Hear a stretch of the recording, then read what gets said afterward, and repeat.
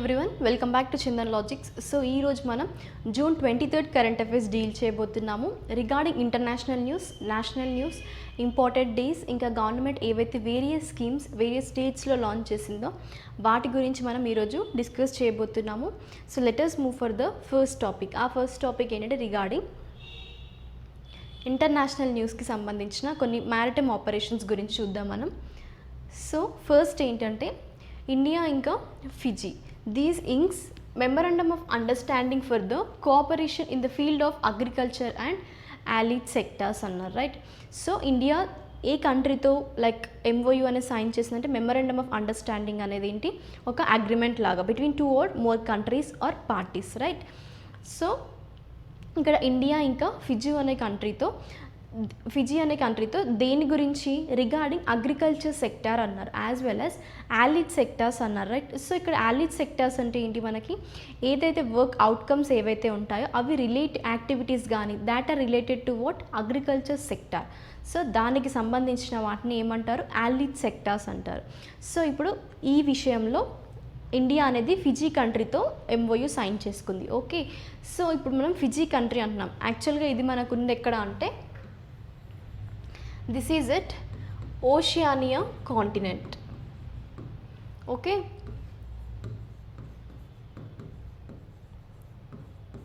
దీని లొకేషన్ వచ్చేసి మనకి that is in Oceania continent.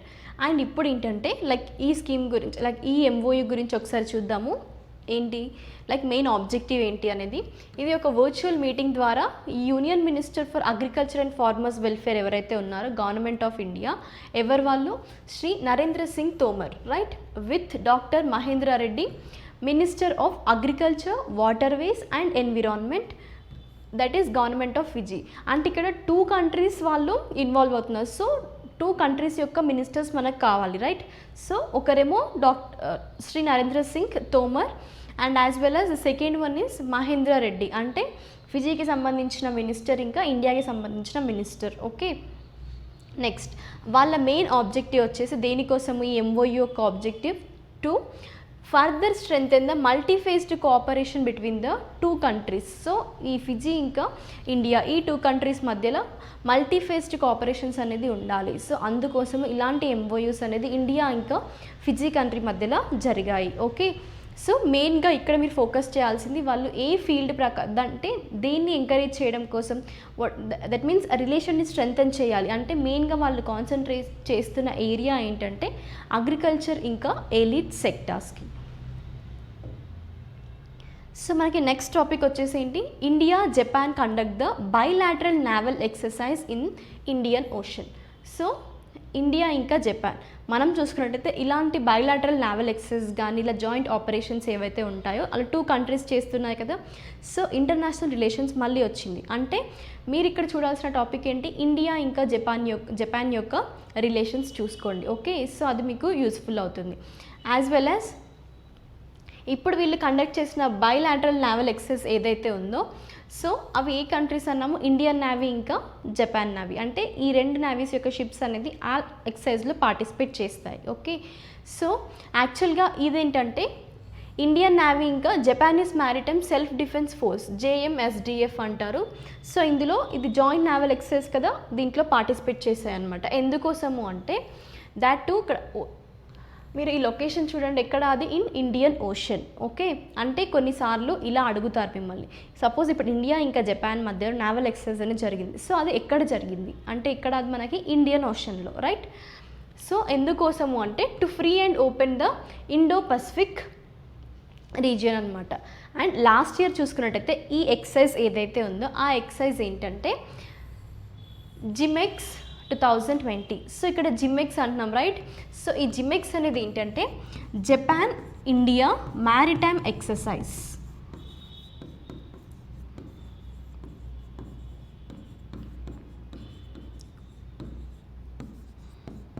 So ఇది లాస్ట్ ఇయర్ వచ్చేసి మనకి 2020లో ఇది ఒక 3-day నావల్ ఎక్సర్సైజ్గా జరిగిందనమాట in the month of September, okay.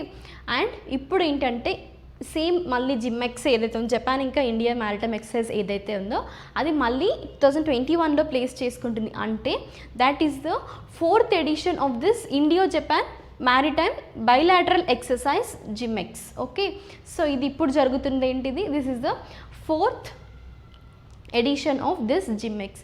So మనం ఏమంటున్నాం, బైలాటరల్ ఎక్సర్సైజ్ అంటున్నాం, అంటే two or more like maximum what we can say 2 countries కానీ ఇలా నావల్ ఎక్సర్సైజ్ కానీ దీంట్లో బైలాటరల్ అంటే like 2 countries are participating in that, అంటే అది బైలాటరల్ అవుతుంది. ఓకే, మల్టీలాటరల్ అంటారు కదా కొన్ని సిచ్యువేషన్స్లో.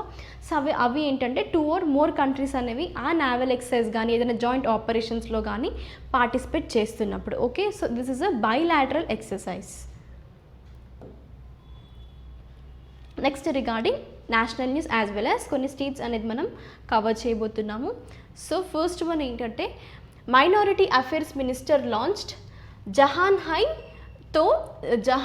హై అంటే ఏంటి, దట్ మీన్స్ ఇది ఒక అవేర్నెస్ క్యాంపెయిన్ మాత్రమే, స్కీమ్ కాదు, జస్ట్ ఇది ఒక క్యాంపెయిన్.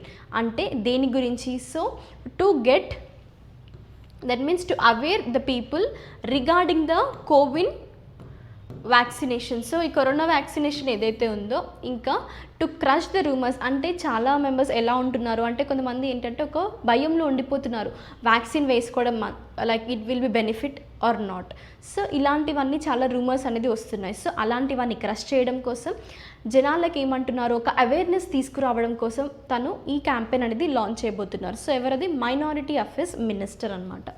సో మనం ఇక్కడ చూసుకున్నట్టయితే ఈ మైనారిటీ అఫేర్స్ మినిస్టర్ ఎవరు మనకి, Mukhtar Abbas Naqvi. So he is Mukhtar Abbas Naqvi, he is the minority affairs minister. ఈ నేషన్ వైడ్ జహాన్ హై అనేది ఏంటి, this is the awareness campaign on corona vaccination. మెయిన్గా ఎవరి కోసం అంటే రూరల్ ఇంకా రిమోట్ ఏరియాస్ ఎవరైతే ఉన్నారో సో అక్కడున్న పీపుల్ కోసం వాళ్ళు ఈ క్యాంపెయిన్ని నేషన్ వైడ్గా లాంచ్ చేయబోతున్నారు. Okay, next regarding Bihar government ఏదైతే ఉందో అది ఒక స్కీమ్ని లాంచ్ చేసింది. ఆ స్కీమ్ నేమ్ ఏంటంటే ముఖ్యమంత్రి ఉద్యాయామి యోజన.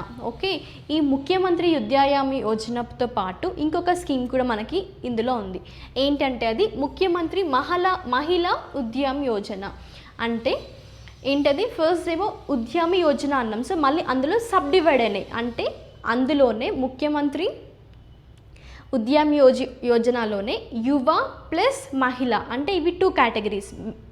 వాట్ వీ కెన్ సే, యువ అంటే ఎవరు, యూత్, మహిళ అంటే ఎవరు, ఉమెన్. సో యూత్కి ఇంకా ఉమెన్ని ఎంకరేజ్ చేయడం కోసం, దేని పర్పస్లో, to promote the entrepreneurship among youth and women. So ఏమన్నారు ఇక్కడ, ఎంటర్‌ప్రెన్యూర్‌షిప్ అనేది ప్రమోట్ చేయడం కోసం, మహిళా ఇంకా యువ యోజనస్ అన్నారు కదా వీటిని.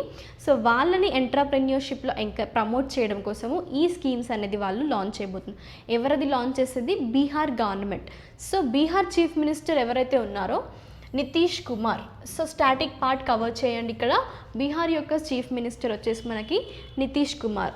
So he has launched this 2 ambitious schemes regarding యువ అండ్ మహిళా యోజనాస్. నెక్స్ట్ మనం చూసుకున్నట్టయితే ఈ స్కీమ్ అనేది ఏం ప్రామిస్ చేసింది by the chief minister during the 2020 Bihar elections. So 2020లో బీహార్ ఎలక్షన్స్ ఎప్పుడు జరిగాయో అప్పుడు తను ప్రామిస్ చేసిన యోజన ఇది, అంటే ఈ స్కీమ్ లాంచ్ చేస్తానని. సో ఇప్పుడు అది సినారియోలో మనకి కనిపిస్తుంది. ఓకే, అండ్ ఈ స్కీమ్ ద్వారా ఎలా బెనిఫిట్ అవ్వబోతున్నారు అంటే యూత్ ఇంకా ఉమెన్ ఇర్రెస్పెక్టివ్ ఆఫ్ కాస్ట్ కానీ క్రీడ్ కానీ wishing to start the entrepreneurship, so వాళ్ళకి లోన్ అంటే ఫినాన్షియల్ అసిస్టెన్స్ అనేది ప్రొవైడ్ చేస్తుంది గవర్నమెంట్. ఓకే, సో ఎలాగా అంటే ₹10 lakh in which 5 lakhs would be grant from the state government and the rest 5 lakh will come as a loan that is refundable in 84 installments. మొత్తం 10 lakhs అన్నారు కదా. So ఈ 10 lakhsలో 5 lakhs అనేది state government నుంచి ఇస్తారు ఒక గ్రాంట్గా, అంటే ఒక పర్టిక్యులర్ పర్పస్గా గవర్నమెంట్ అనేది ఏదైనా ఆర్గనైజేషన్ కానీ గవర్నమెంట్ కానీ ప్రొవైడ్ చేస్తుంది అంటే దాన్ని గ్రాంట్ అంటాం. అంటే మనం అది మళ్ళీ పే బ్యాక్ చేయాల్సిన అవసరం లేదనమాట. సో ఆ 5 lakhs ఏదైతే ఉందో స్టేట్ గవర్నమెంట్ ప్రొవైడ్ చేస్తుంది, కానీ మిగిలిన 5 lakhs అమౌంట్ ఏదైతే ఉందో అది మాత్రము మనం మళ్ళీ దాన్ని అంటే ఇన్స్టాల్మెంట్ పర్పస్ 84 ఇన్స్టాల్మెంట్స్గా ఆ అమౌంట్ని మనం పే బ్యాక్ చేయాలి. అంటే అది మనకి లోన్ లాగా ఇస్తారు, లోన్ లాగా ఇచ్చినప్పుడు మనం అది పే చేయాలి కదా. సో గ్రాంట్ లాగా ఇచ్చినప్పుడు అది పే చేయాల్సిన అవసరం లేదు. అంటే 10 lakhsలో half amount no need to pay back and half amount we have to pay regarding the installments. Okay, so ఇంకా ఏంటి, ఒక పోర్టల్ లాంచ్ చేశారనమాట. He has also launch the portal. ఎవరికి అది యూత్కి ఇంకా ఉమెన్కి సంబంధించిన, అంటే ఆల్ సెక్షన్స్ ఎవరైతే ఉన్నారో ఈ availing of the loan from the government, అంటే ఇప్పుడు గవర్నమెంట్ నుంచి లోన్ రావాలి, వాళ్ళు రిజిస్టర్ అవ్వాలి. సో అందుకోసం తను ఒక పోర్టల్ కూడా లాంచ్ చేశారనమాట. సో ఒక్కసారి మీరు టైం ఉంటే ఆ పోర్టల్ ఏంటో కూడా చూడండి. Okay, next regarding appointments. So like మనకు తెలిసిన పర్సన్ ఏంటి ఈ తెలుగు ఫిలిం ఇండస్ట్రీలో, ఉపాసన Kamineni, right. So what we can సే, చిరంజీవి గారి యొక్క లైక్ డాటర్ ఇన్ లా మనం చెప్పుకోవచ్చు, ఫేమస్గా లైక్ తెలిసిన పర్సన్స్ అయితే. సో ఉపాసన కామినేని గారు ఏంటి ఇప్పుడు named as the brand ambassador of forest front line heroes at WWF India. So ఒక అంబాసిడర్ అయ్యా దేనికోసం, ఈ WWF ఇండియా ఉంది కదా. సో ఇదేంటంటే ఫస్ట్ మనకి నేమ్ ఇది చేంజ్ అయిందనమాట. యాక్చువల్గా దీని నేమ్ వచ్చేసి మనకి వరల్డ్ వైల్డ్ లైఫ్ ఫండ్ అనమాట. కానీ దీని ఒరిజినల్గా ఇప్పుడు దీని నేమ్ ఏంటంటే వరల్డ్ వైడ్ ఫండ్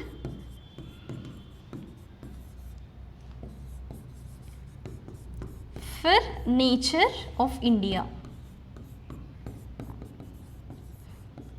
సో మనకి నేమ్లోనే అర్థమవుతుంది కదా వరల్డ్ వైల్డ్ లైఫ్ ఫండ్ అనేది, అంటే దీని మెయిన్ ఫంక్షన్స్ వచ్చేసి నేచర్ కన్జర్వేషన్ ఇంకా ఎకాలజీ అనమాట. సో అది వైడ్ ఫండ్ ఫర్ నేచర్స్, ఈ WWF ఇండియా గురించి.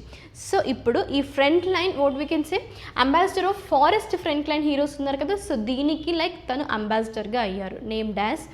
అండ్ ఇఫ్ యూ సీ ఈ WWF ఇండియా ఏదైతే ఉందో this has inducted Upasana Kamineni director of Apollo hospitals. So Upasana Kamineni గారి మన బ్యాక్గ్రౌండ్ చూసుకున్నట్టు తను she is the director of Apollo hospitals and with the aim of what appreciate the efforts of front line workers in hospitals and the wild life protection space.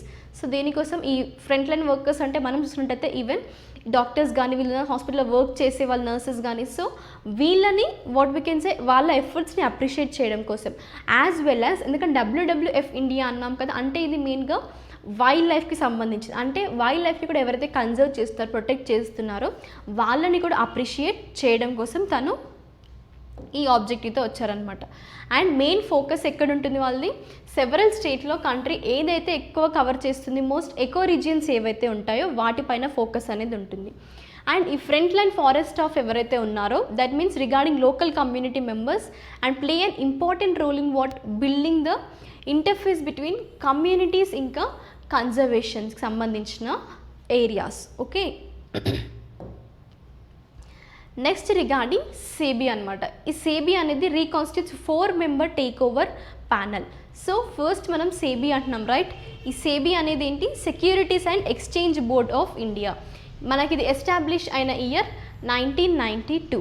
So దీని main objective వచ్చేసి to regulate what we can say, it will promote that means it will educate the investors regarding this securities market and their intermediaries, and it will regulate all the securities markets. Okay, and ఇంకా ఏం చేస్తుంది అది security exchange board ఏదైతే ఉందో అక్కడ ఉన్న ఇన్వెస్టర్స్ని కానీ వీళ్ళందరినీ ప్రొటెక్ట్ చేస్తుంది అనమాట, రైట్. సో ఇప్పుడు చూసుకున్నట్టయితే ఈ టేక్ ఓవర్ ప్యానెల్ అనేది రీకాన్స్టిట్యూట్ చేసింది. సో ఈ టేక్ ఓవర్ ప్యానెల్లో like how many members constituted in that panel అనేది ఒకసారి మనం చూద్దాము. So this panel looks into the applications that seek the exemption from the mandatory offer that an acquirer needs to make to what minority shareholders. అంటే ఈ minority shareholders అంటే ఎవరు, మనకి suppose ఒక కంపెనీ లైక్ ఇన్వెస్ట్మెంట్ అంటే మీ share అనేది if you sell that is like 1 lakh. Okay, so ఈ 1 lakhలో if minority Sheikh holders అంటే లెస్ దాన్ 50% ఆఫ్ ఇన్వెస్ట్మెంట్ ఉంటే వాళ్ళని మైనారిటీ షేక్ హోల్డర్స్ అంటారు. ఓకే, సో ఈ మైనారిటీ షేర్ హోల్డర్స్లో ఇప్పుడు 1 lakh ఇన్వెస్ట్మెంట్ చేస్తే మనకి ఏంటంటే లైక్ సపోజ్ ఇప్పుడు 51,000 ఉంది. ఓకే, సో ఈ 51,000 అనేది ఇన్వెస్ట్మెంట్ అవుతే అప్పుడు వాళ్ళు ఏమవుతారు, మెజారిటీ షేర్ హోల్డర్స్ అవుతారు. కానీ if it is like less than 49,000, okay, then వాళ్ళని ఏమంటున్నాం మనం ఇప్పుడు ఇక్కడ మైనారిటీ షేర్ హోల్డర్స్ అనమాట. సో ఇప్పుడు మనం this is about minority share holders అన్నాం, రైట్. సో వాళ్ళ షేర్ ఏదైతే ఉందో if that is like less than suppose ఇప్పుడు 1 ల్యాక్లో 49,000 ఉంటే వాళ్ళని మైనారిటీ షేర్ హోల్డర్స్ అని పిలుస్తాం, లెస్ దాన్ 50% అనమాట.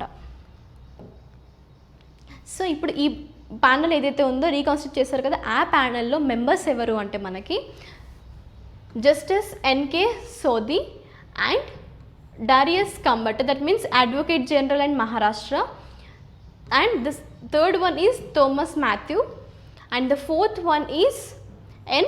Venkatram. He is member MD and CEO of Deloitte India అనమాట. సో ఇది మొత్తం ఏంటంటే ఈ సెబీ ఏదైతే ఉందో దానికి రీకాన్స్టిట్యూట్ చేసింది ఒక ప్యానల్ని. ఓకే, సో అందులో మెంబర్స్ నేమ్స్ కూడా చూసుకోండి మీరు.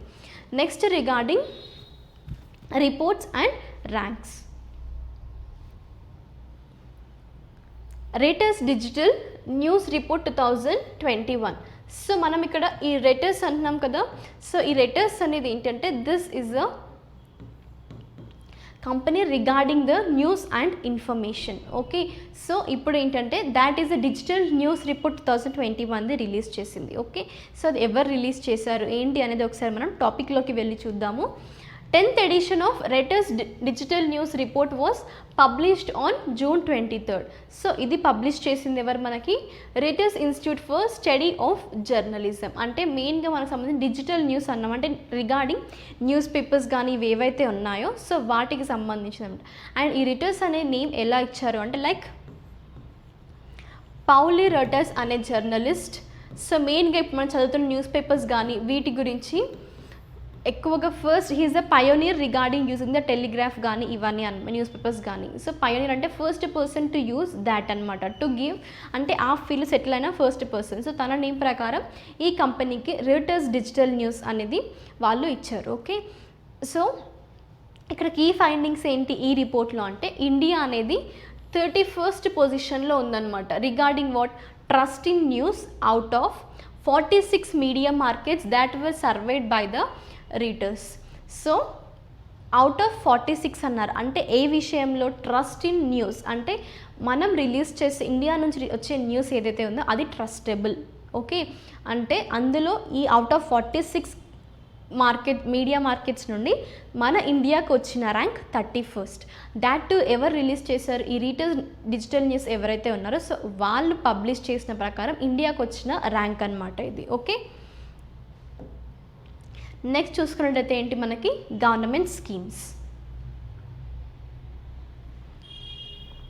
సో ఫస్ట్ వన్ ఏంటి మనకి Gujarat launches agricultural diversification scheme. So ఈ అగ్రికల్చర్ డైవర్సిఫికేషన్ స్కీమ్ అంటున్నాం గుజరాత్ లాంచ్ చేసింది. సో ఇది ఎవరి కోసము, ఓకే, సో దీని మెయిన్ ఆబ్జెక్టివ్ ఏంటి అనేది ఒకసారి మనం చూద్దాం. సో ఇక్కడ ఏంటి మనకి గుజరాత్ లాంచ్ చేసింది ఈ స్కీమ్ అనేది. సో ఇప్పుడు చూసుకున్నట్టయితే మనకి chief minister of Gujarat Vijay Rupani. So మీరు ఇక్కడ చూసుకోండి chief minister of Gujarat static part ఎవరు వాళ్ళు Vijay Rupani launched the agriculture diversification scheme 2021. ఇది ఎవరిని బెనిఫిట్ చేయబోతుంది అంటే Van Bandhu farmers in tribal areas. Van Bandhu అంటున్నాం మనం రైట్.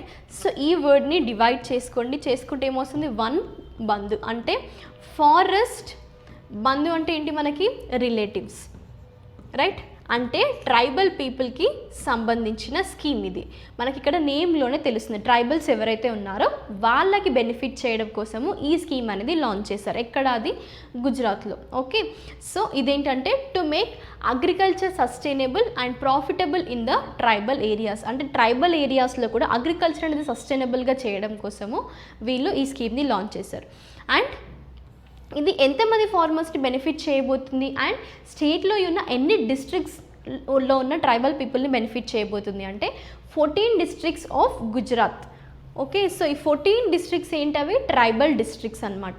సో అందులో ఉన్న 1.26 lakhs ఫార్మర్స్ని బెనిఫిట్ చేయడం కోసము అంటే వాళ్ళ టార్గెట్ ఏంటంటే ఈ 1.26 lakh ఫార్మర్స్ ఈ 14 ట్రైబల్ డిస్ట్రిక్ట్స్లో ఉన్నారు కదా సో వాళ్ళని బెనిఫిట్ చేయడం కోసము ఈ స్కీమ్ అనేది తీసుకొచ్చింది గవర్నమెంట్. ఏ గవర్నమెంట్ అది మనకి గుజరాత్ గవర్నమెంట్ రైట్.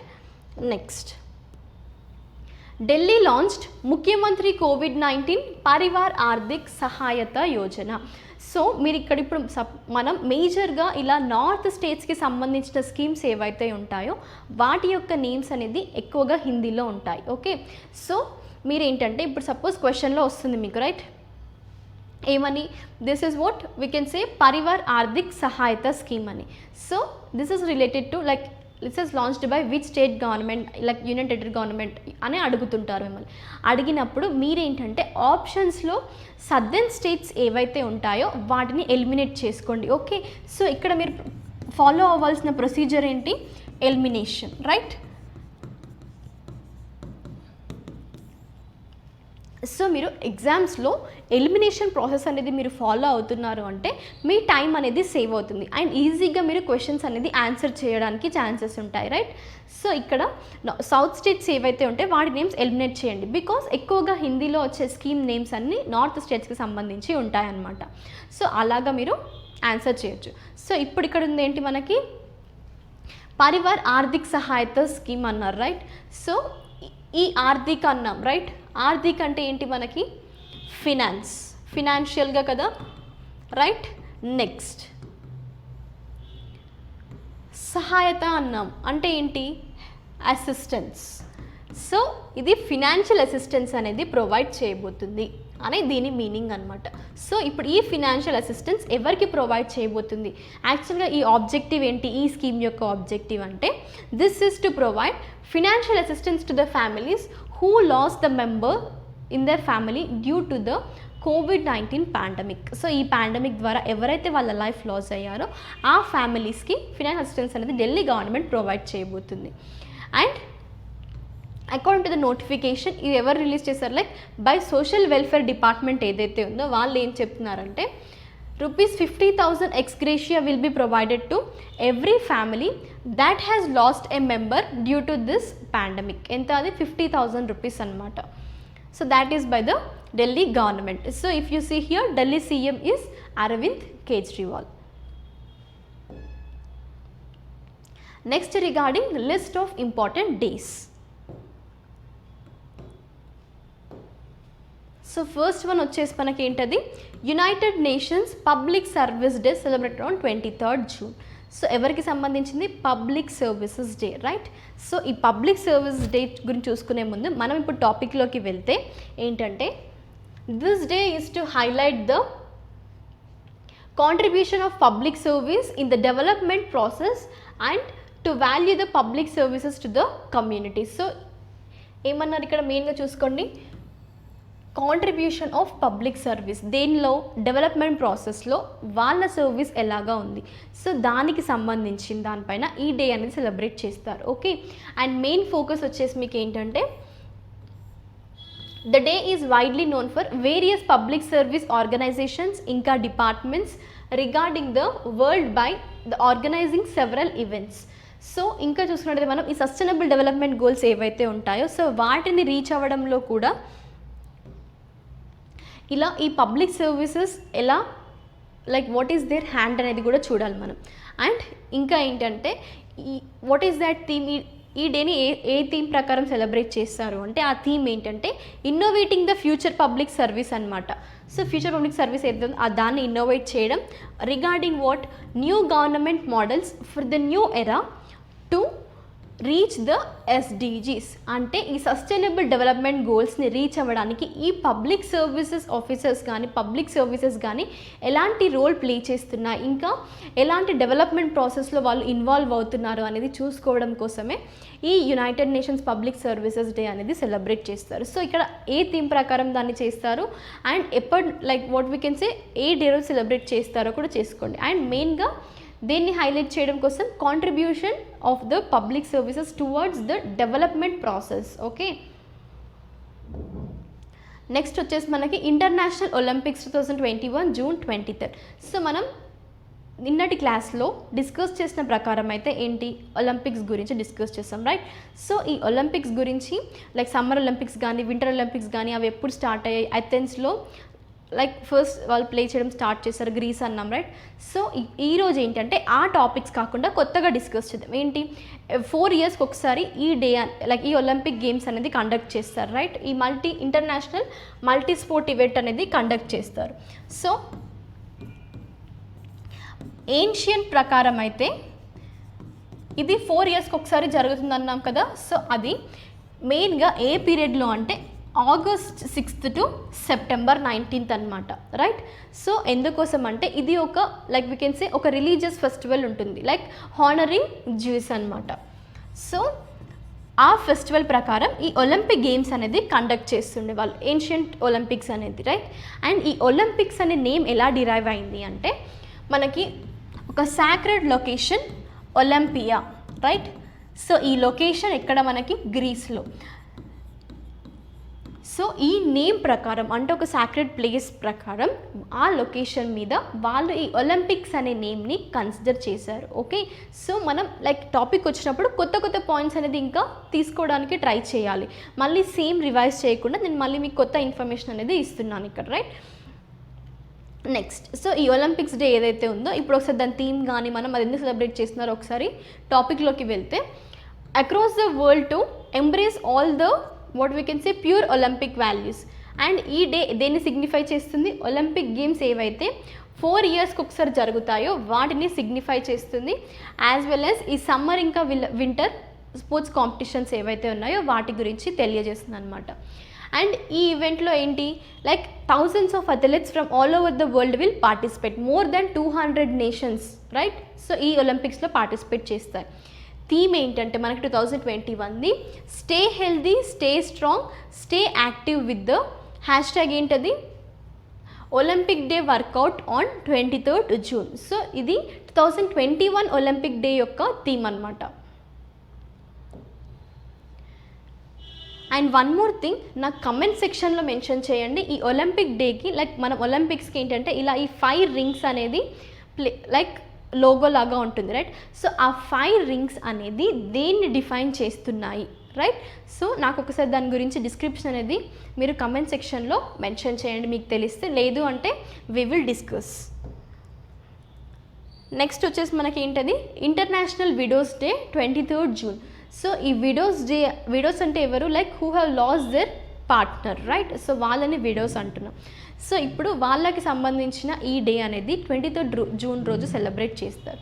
సో మెయిన్గా ఈ డే అనేది ఎందుకోసము అంటే this day is widely known to draw the attention to the voices and experience of the widows and to galvanize the unique support that they have. So వాళ్ళకి ఎలాంటి support ఉంది, వాళ్ళు experience అవుతున్న లైఫ్ ఎలా ఉంటుంది అనేది ఒక అవేర్నెస్ తీసుకురావడం కోసము వాళ్ళు ఈ డే అనేది సెలబ్రేట్ చేస్తారు. ఏంటది ఇంటర్నేషనల్ విడోస్ డే అనమాట. సెవెరల్ ఉమెన్ అనేది లైక్ మనం అరౌండ్ వరల్డ్లో చూసుకున్నా కూడా like losing her life partner faces the challenges. And ఇంకా వాళ్ళు సొసైటీలో ఎలాంటి చాలా ఛాలెంజెస్ అనేది వాళ్ళు ఫేస్ చేస్తారు అంటే లైక్ ఈవెన్ రిగార్డింగ్ చిల్డ్రన్ కానీ, సో వాళ్ళ ఫ్యామిలీ రెస్పాన్సిబిలిటీస్ కానీ, సో బయట సొసైటీలో వాళ్ళకున్న రెస్పెక్ట్ ఎలాంటిది, అలా చాలా వేరియస్ ఆస్పెక్ట్స్లో వాళ్ళు ఫేస్ చేస్తున్న ఛాలెంజెస్ ఎలా ఉన్నాయి. అండ్ వాళ్ళ లాంగ్ టర్మ్ స్ట్రగుల్ అంటే వాళ్ళ లైఫ్ పార్ట్నర్ని లాస్ అయ్యారు అంటే కొంతమంది ఎలాగా like at the earlier age వాళ్ళకి మ్యారేజెస్ అనేవి జరుగుతాయి రైట్ ఉమెన్కి. సో వాళ్ళు చాలా తక్కువ ఏజ్లోనే వాళ్ళ హస్బెండ్ని లాస్ అయినప్పుడు వాళ్ళు ఎలా సఫర్, లాంగ్ టర్మ్ స్ట్రగుల్ అనమాట. వాళ్ళు ఇంకా లైఫ్ లాంగ్ వాళ్ళు ఒక్కరే లీడ్ చేయాలి, ఆ ఫ్యామిలీ రెస్పాన్సిబిలిటీ మొత్తం ఆ ఉమెన్ ఒక్కరే తీసుకోవాలి. సో ఇలా వాళ్ళ లాంగ్ టర్మ్ స్ట్రగుల్ గురించి కానీ అండ్ వాళ్ళ హ్యూమన్ రైట్స్ ఇంకా డిగ్నిటీ విషయంలో కూడా ఇలా విడోస్ అనేవాళ్ళు చాలా ప్రాబ్లమ్స్ ఫేస్ చేస్తారు. సో ఇలాంటి వాటి గురించి అవేర్నెస్ తీసుకురావడం కోసం ఈ ఇంటర్నేషనల్ విడోస్ డే అనేది సెలబ్రేట్ చేస్తారు. సో లైక్ మనం ఒక ఎడ్యుకేటెడ్ పర్సన్గా థింక్ చేస్తే విడోస్కి లైక్ ఏన్షియంట్ డేస్లో కానీ పాస్ట్ డేస్లో చూసుకున్నట్టయితే వాళ్ళకి ఒక రెస్పెక్ట్ అనేది చాలా తక్కువగా ఉంటుండే, లేదు అంటే లైక్ కొన్ని ప్లేస్కి అలో చేయకపోవడం, అలా కొన్ని మన కల్చర్ ప్రకారం ఇలా ఉండే అనమాట. కానీ ఏంటంటే అట్లీస్ట్ మనం వాళ్ళని లైక్ ఒక రెస్పెక్ట్ అనేది వాళ్ళకి ఇవ్వాలి. ఓకే, సో వాళ్ళని లైక్ ఏమంటారు లైక్ ఈ లాంగ్ టర్మ్ స్ట్రగుల్ కానీ ఈ ఛాలెంజెస్ వాళ్ళు ఫేస్ చేస్తున్నప్పుడు ఆ ఛాలెంజెస్ని మనం డిక్రీజ్ చేయడానికి చూడాలి. ఓకే, సో ఈ ఇంటర్నేషనల్ విడో డే అనేది 23rd June రోజు సెలబ్రేట్ చేస్తారు. ఇక్కడ చూసుకున్నట్టయితే ఏంటంటే ఒక good quote you have here, you have always handle the toughest of the situations so well, and now life wants to show that you are brave once again. అంతే కదా situation వాళ్ళకి వచ్చేది. వాళ్ళు ఇన్ని డేస్ ఎన్ని టఫెస్ట్ సిచ్యువేషన్స్ వచ్చినా కూడా మళ్ళీ ఇప్పుడు నీకు ఒక what we can say like ఒక కొత్త లైఫ్ అనేది స్టార్ట్ అవబోతుంది. ఎలాగా నువ్వు నీ లోపల ఉన్న బ్రేవ్నెస్ అనేది ఎలా చూపించబోతుంది. ఇప్పుడు సపోజ్ గవర్నమెంట్ ఆస్పిరెంట్స్లో కూడా మేబీ వీడియోస్ ఉండొచ్చు. ఇప్పుడు బ్యాంక్ ఎగ్జామ్స్కి ప్రిపేర్ అవుతున్న ఆస్పిరెంట్స్లో మీలో కూడా లైక్ విడో పర్సన్స్ ఉమెన్ ఉన్నారేమో, కానీ వాళ్ళు ఏంటి వాళ్ళ బ్రేవ్ లైఫ్ని ఇప్పుడు వాళ్ళు షోకేస్ చేయడానికి ఒక ఛాన్స్ వచ్చిందని ఒక పాజిటివ్ వేలో థింక్ చేసి ఒక ఫార్వర్డ్ స్టెప్ అనేది వేయాలి లైఫ్లో, అంతేకాని వెనక్కి రాకూడదు. అండ్ మెయిన్గా ఈ వీడియోస్ డే ఏంటంటే వాళ్ళ ఉమెన్ ఎంపవర్మెంట్ గురించి, రైట్? సో అండ్ వాళ్ళ డిపెండెన్సీ అనేది ఈ మేల్ కౌంటర్ పార్ట్ పైన ఎలా ఉండేది, సో ఇలాంటివన్నీ తెలియజేయడం కోసమే ఈ డేని సెలబ్రేట్ చేస్తారు. Let us conclude our class. So ఈ సిచ్యువేషన్, ఈ పాండమిక్ అనేది ఒక పాజిటివ్గా తీసుకోండి. మీకు ఒక మంచి టైం దొరికింది జాబ్స్కి ప్రిపేర్ అవ్వడం కోసము. సో మీరు ఇలాంటి ప్రీషియస్ టైంని వేస్ట్ చేసుకోకూడదు.